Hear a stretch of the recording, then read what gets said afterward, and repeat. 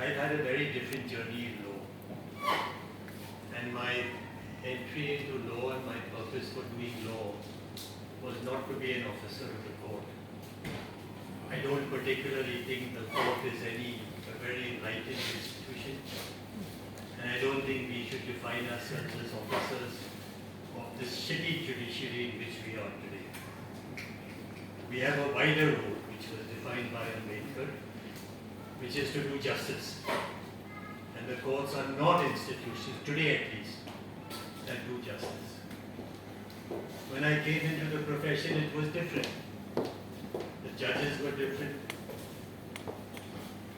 The lawyers were about the same, an elite class of people. But the judgment delivery system was much, much better then.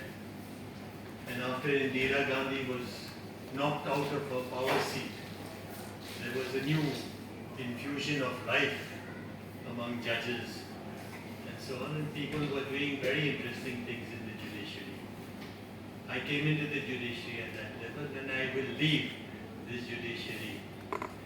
I'm not disappointed, I'm not dismayed, I'm not, I don't have a feeling of despair, not at all, because I never had any faith that the judiciary would change the world and so on. I saw in the draft itself something like, a lawyer must not identify with his client. I always identified with my client.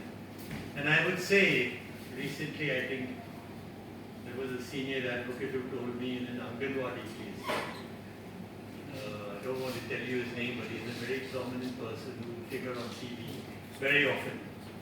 When I scolded him for making a statement that the Anganwadi workers, present Anganwadi, could not be terminated as long as the case proceedings are going on, and he did just that.